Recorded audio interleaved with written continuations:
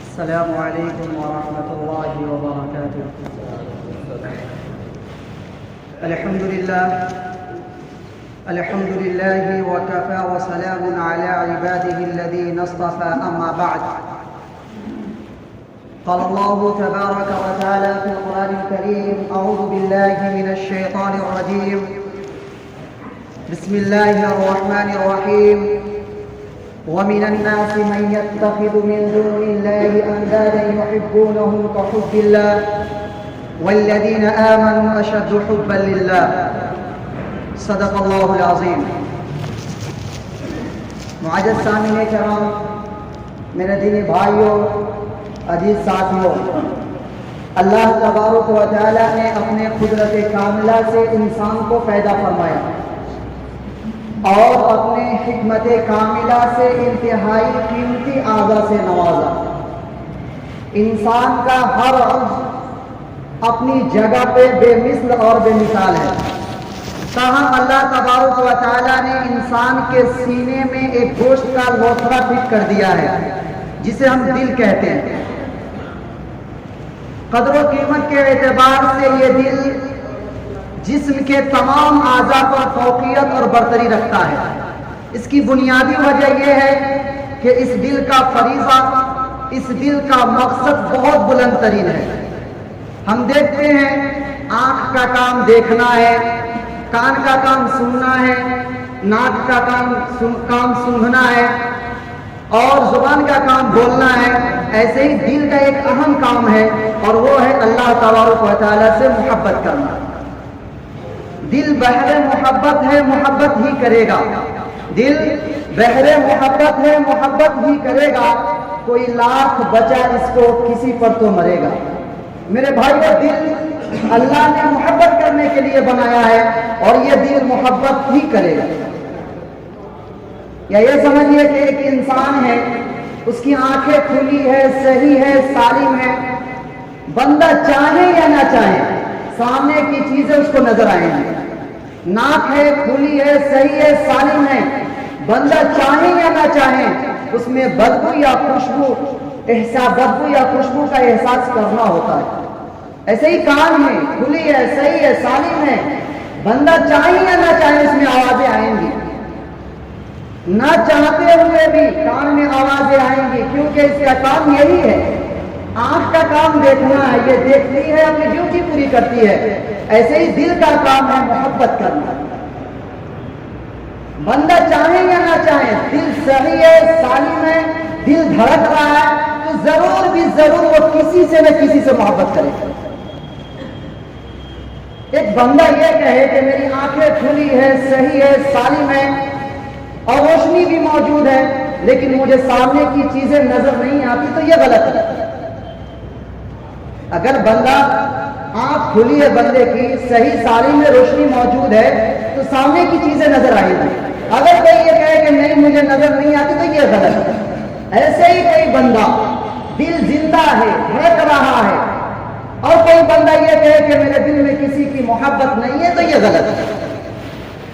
یا تو دل میں خالق کی محبت ہوگی یا دل میں مخلوق کی محبت ہوگی، کیونکہ اللہ نے یہ دل بنایا ہے محبت کے لیے، یہ ضرور بھی ضرور کسی سے محبت کرے گا، یہ ضرور بھی ضرور کسی سے محبت کرے گا۔ اللہ نے دل بنایا ہے محبت کرنے کے لیے، پتھر سے ہو، خدا سے ہو یا کسی سے ہو، پتھر سے ہو، خدا سے ہو یا کسی سے ہو، آتا نہیں ہے چین محبت کیے بغیر۔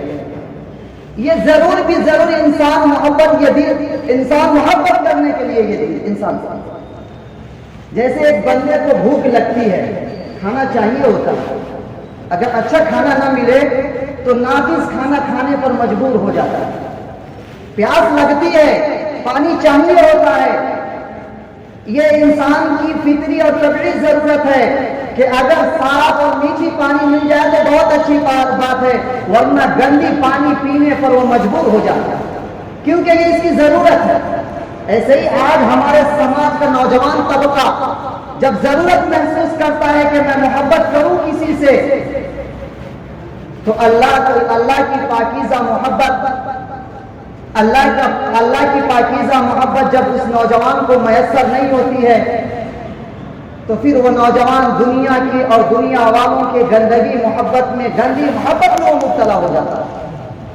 پھر وہ اپنی مستقبل برباد کر لیتا ہے, اپنی زندگی تباہ کر دیتا ہے, اپنے والدین کے آرزوؤں اور تمناؤں کو خاک میں ملا دیتا ہے. بعض دفعہ تو ایسا ہوتا ہے کہ پورے کے پورے گھر کو تباہ و برباد کر دیتا ہے, کیونکہ مجبوری ہے. یہ محبت کرنا انسانی فطرت ہے, اور یہ اپنی فطرت کو, انسانی ضرورت کو پوری کرنے کے لیے گندا مخلوق کی گندی محبت کی طرف التفات کرتا ہے. لیکن جس بندے کو اللہ تعالیٰ کی پاکیزہ محبت سے آشنائی حاصل ہو جاتی ہے, پھر وہ بندہ اپنی ایک مرتبہ نگاہ بھی مخلوق کی طرف اٹھانا گوارا نہیں کرتا.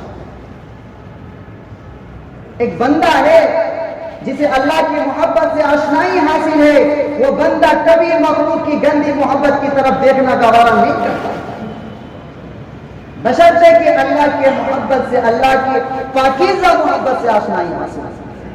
آج ہمارے نوجوان کالجز یونیورسٹیز میں پڑھتے ہو کہتے ہیں کہ آج کے ماحول میں ان تعلقات سے بچنا ناممکن ہے, لیکن انہی کالج یونیورسٹیز میں باسعادت نوجوان ہیں جنہیں اللہ کی پاکیزہ محبت سے آشنائی حاصل ہو چکی ہوتی ہے, پھر وہ دنیا کے حور اور پریوں کی طرف ایک مرتبہ نگاہ اٹھا کر کے دیکھنا گوارا نہیں کرتے.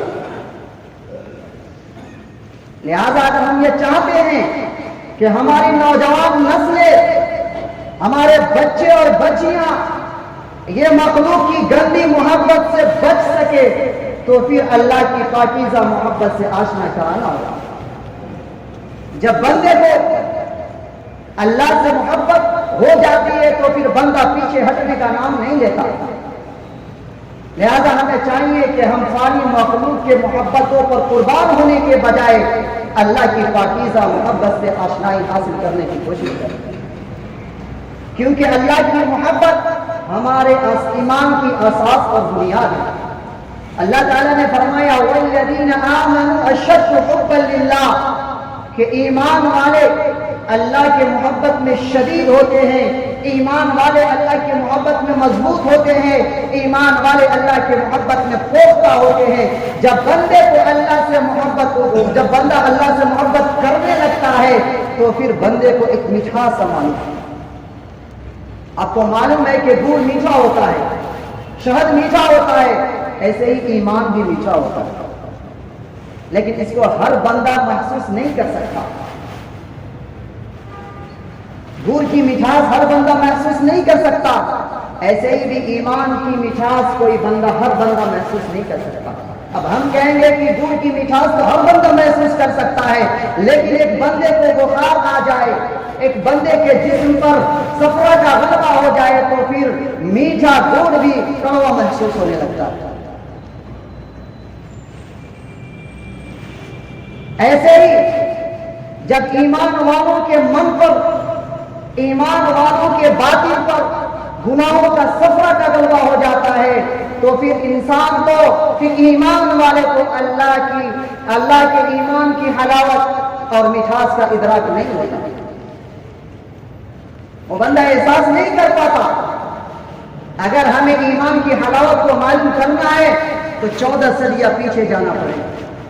حضرت بلال رضی اللہ تعالیٰ عنہ سے پوچھنا پڑے گا کہ بلال کیا وجہ تھی کہ مکہ کے ظالموں نے تمہیں ستایا, مکہ کے ظالموں نے تمہیں مارا, مکہ کے ظالموں نے تمہیں گالی دی, مکہ کے ظالموں نے تمہارے گردن میں رسیاں باندھ کر کے گھسیٹا, مکہ کے ظالموں نے سخت پتھر پر لٹایا, مکہ کے ظالموں نے تپتی ہوئی ریت پر لٹایا. کیا وجہ تھی کہ اس وقت بھی تمہاری زبان سے احد احد کا نعرہ بلند ہو رہا تھا؟ حضرت بلال رضی اللہ تعالیٰ نے جواب دیں گے کہ یہ مکہ کے کافر مجھ پر ظلم کر رہے تھے, یہ مکہ کے کافر مجھ کو گالیاں دے رہے تھے, یہ مکہ کے کافر میرے گردن میں رسی ڈال کر کے گھسیٹا کرتے تھے, یہ مکہ کے کافر تپتی ہوئی ریت پر مجھے لٹایا کرتے تھے, لیکن اسے یہ معلوم نہیں کہ مجھے اللہ کی پاکیزہ محبت سے آشنائی حاصل ہو چکی ہے, اس لیے میرے زبان سے احد احد کا نام بلند ہوا. پوچھنا پڑے گا حضرت سمیہ رضی اللہ تعالیٰ عنہ سے. حالانکہ عورت ذات بہت کم ہمت ہوتی ہے، اپنے موقف سے بہت جلدی پیچھے ہٹ جاتی ہے، لیکن ظالم مار مار کے تھک جا رہا ہے، حضرت سمیہ اپنے موقف سے 1 انچ پیچھے ہٹنے کو تیار نہیں۔ کیا وجہ ہے؟ وہ بھی یہی جواب دے گی کہ مجھے اللہ کی محبت سے، اللہ کی پاکیزہ محبت سے اشنائی حاصل ہو چکی ہے۔ اللہ کی محبت یہ ایک عظیم نعمت ہے، جب بندے کو اللہ سے محبت ہو جاتی ہے تو بندے کی دنیا ہی چینج ہو جاتا ہے، دنیا والے اسے پاگل اور دیوانہ کہتے ہیں، وہ سمجھتے نہیں، اس کی دنیا الگ ہے، ان کے کارناموں پر انگلی اٹھاتے ہیں اور کہتے ہیں ایسے کرتے ہو تم برباد ہو جاؤ گے، جبکہ جب اللہ کی محبت کا نشہ جب بندے پر چڑھ جاتا ہے تو پھر دنیا والوں کی باتیں اسے سمجھ میں نہیں آتی، اور نہ دنیا والوں کو اس کی باتیں سمجھ میں آتی۔ دونوں کی دنیا الگ، دونوں کی دنیا جدا ہے۔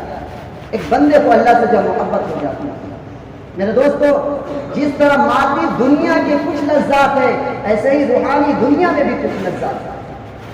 مادی دنیا کے نرم غذائیں کھانے کا اپنا مزہ ہے، روحانی دنیا میں اللہ کے لیے بھوکا اور پیاسا رہنے کا اپنا مزہ ہے۔ نرم بستروں پر شب بازی کرنے کا اپنا مزہ ہے، اور سخت سردی کے موسم میں آدھی رات میں اٹھ کر کے اللہ کے سامنے رکوع سجود کرنے کا اپنا ہی مزہ ہے۔ اسکرین کے سامنے دھڑکتے ہوئے جسموں کا دیکھنا اپنا ہی مزہ ہے، اور قرآن عظیم الشان کتاب کو کھول کر تلاوت کرنے کا اپنا ہی مزہ ہے۔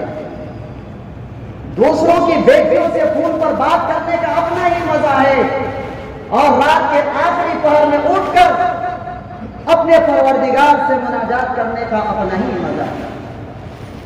دوستو، مادی دنیا کی کچھ لذات، روحانی دنیا کے کچھ لذات ہیں، لیکن ہم روحانی دنیا کے لذات کو محسوس نہیں کرتے۔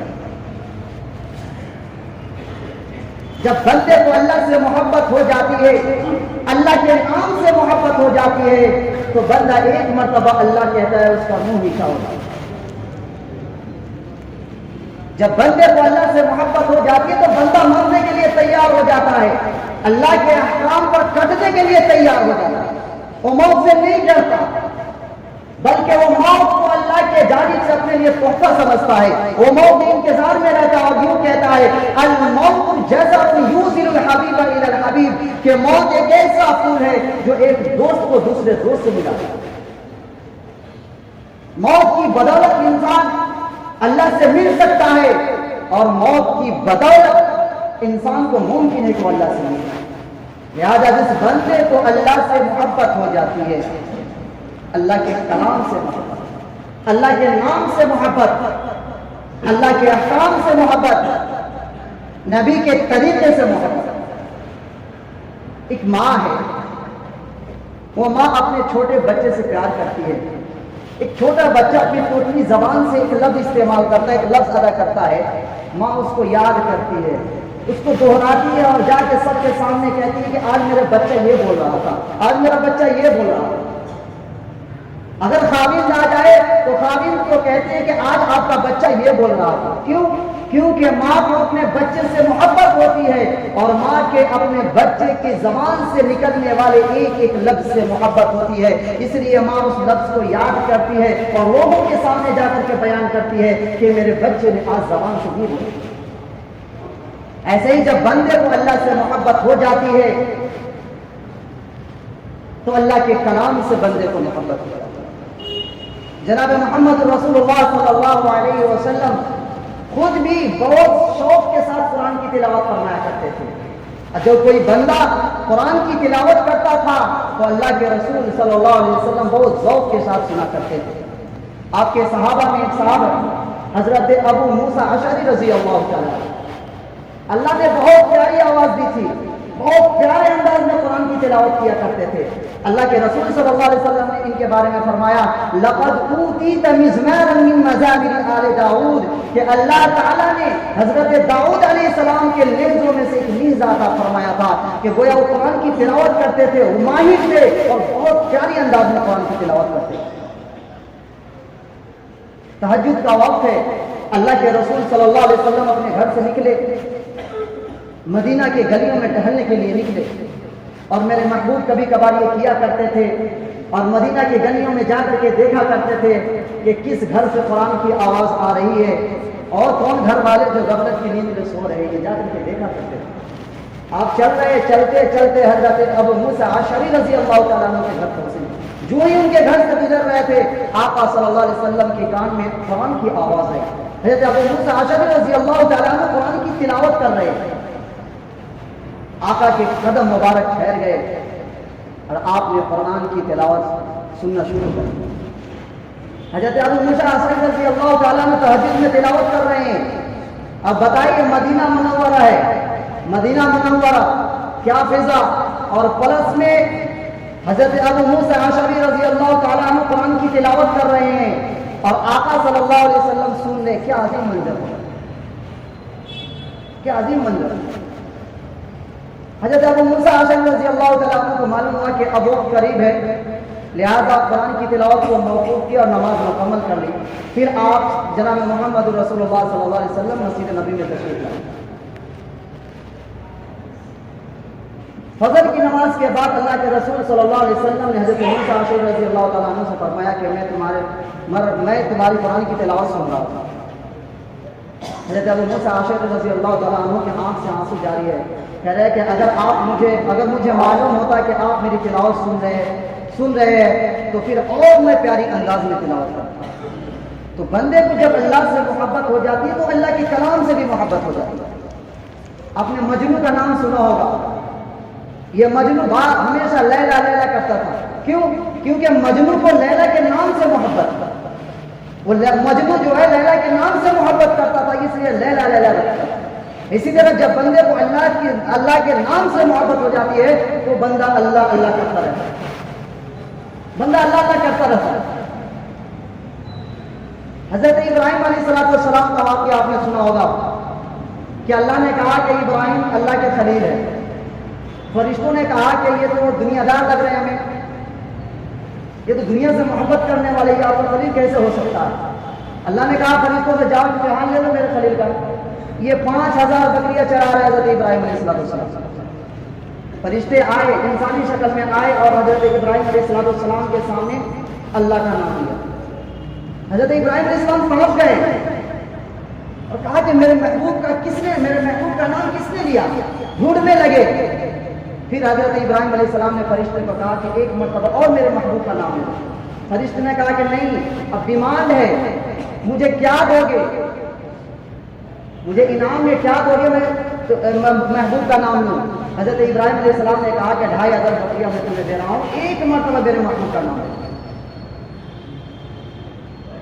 پھر حضرت ابراہیم نے کہا کہ ایک مرتبہ اور میرے محبوب کا نام لے لو۔ فرشتے نے کہا کیا دو گے؟ کہا 2500 بکریاں اور لے کے چلے جاؤ۔ 5000 بکریاں دے دیے۔ اب جا رہے، ابراہیم علیہ السلام نے کہا کہ اب تم بکریاں تو لے کے جا رہے ہو، ایک مرتبہ میرے محبوب کا اور نام لے لو۔ فرشتے نے کہا کہ اب کیا دو گے؟ کہا کہ اب تمہیں بکری چرانے والے کی ضرورت ہے، لہٰذا ایک تم میرے محبوب کا نام لیتے رہو، میں تمہاری بکریاں چراتا رہوں۔ یہ ہے اللہ کی محبت، اللہ سے محبت یہ ہے۔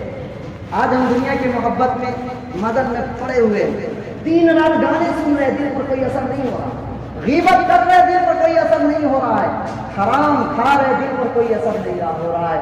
ان تمام مواقع میں اگر آپ کے دل پر کوئی اثر نہیں ہوتا ہے، آپ کا دل پریشان نہیں ہوتا ہے، آپ کا دل توبہ کی طرف متوجہ نہیں کرتا ہے، آپ کا دل روتا نہیں ہے، آپ کا دل اللہ کی طرف متوجہ نہیں کرتا ہے، تو آپ سمجھیے آپ کا دل آپ کے جسم میں جو ہے وہ دھڑکنا چھوڑ دیا، وہ مر گیا ہے۔ جس دل کے بارے میں اللہ کے رسول صلی اللہ علیہ وسلم نے فرمایا اذا صلحت صلح الجسد كله، کہ انسان کے جسم میں جو دل ہے، اگر وہ دل صحیح سالم نیک ہے تو انسان کا پورا جسم صحیح سالم ہے۔ لیکن جب انسان کے وجود کے اندر بگاڑ پیدا ہو جائے، جب انسان کے دل کے اندر بگاڑ پیدا ہو جائے، تو اللہ کے رسول صلی اللہ علیہ وسلم نے فرمایا اذا فسد الجسد كله، کہ انسان کے جب دل میں بگاڑ پیدا ہو جاتا ہے، انسان کے دل میں جب فساد پیدا ہو جاتا ہے تو پورے وجود کے اندر فساد جاتا ہے، اور پھر بندے سے خیر کی امید نہیں ہے۔ وہ دل انسان کے جسم میں زندہ نہیں ہے جو دل اسے اللہ کی تلاوت کی طرف لے جا رہا ہے. وہ دل جو اللہ کی نماز کی طرف لے جائے وہ دل زندہ نہیں ہے. اللہ کے ذکر کی طرف لے جا رہا ہے وہ دل زندہ نہیں ہے. گناہوں سے منع کرے وہ دل زندہ نہیں ہے سینے کے اندر. آپ حرام کھا رہے ہیں, اگر آپ کا دل الارم نہیں بجا رہا ہے, اگر آپ کا دل یہ الارم بجا رہا ہے کہ اے مسلمان یہ حرام ہے, تم حرام کھا رہے ہو, اگر تمہارا دل الارم بجا رہا ہے, اگر تمہارا دل خبردار کر رہا ہے, اگر تم گناہ کر رہے ہو, اگر تم زنا کر رہے ہو, غیبت کر رہے ہو, حرام کھا رہے ہو, اگر تمہارے دل میں درد اٹھ رہا ہے تو سمجھو تمہارے دل کے جسم کے اندر دل زندہ. اگر محسوس ہو جائے کہ میں حرام کھا رہا ہوں, میں غیبت کر رہا ہوں, میں زنا کر رہا ہوں, میں چغلی کر رہا ہوں, میں خدا سے بغاوت کر رہا ہوں, میں رسول سے بغاوت کر رہا ہوں, اگر آپ کا دل الارم بجا رہا ہے, اگر آپ کا دل الارم بجانا چھوڑ دیا ہے, آپ کا دل آپ کو خبردار کرنا چھوڑ دیا ہے, آپ کا دل آپ کو توبہ کی طرف نہیں لے جا رہا ہے, آپ کا دل آپ کو اللہ کی طرف نہیں لے جا رہا ہے, تو سمجھیے آپ کا دل مر چکا ہے. اللہ نے فرمایا ختم اللہ علی قلوبہم, کہ اللہ نے آپ کے دل پر مہر لگا دیا, آپ کا دل سیاہ ہو چکا ہے, آپ کا دل برباد ہو چکا ہے, آپ کا دل تباہ ہو چکا ہے. وہ دل آپ کے اندر زندہ نہیں ہے, صرف وہ دل زندہ ہے جس کے ذریعے سے آپ زندہ ہیں. وہ دل زندہ نہیں ہے جو دل آپ کو خدا کی قرآن سے محبت سکھائے, وہ دل زندہ نہیں ہے آپ کے پاس.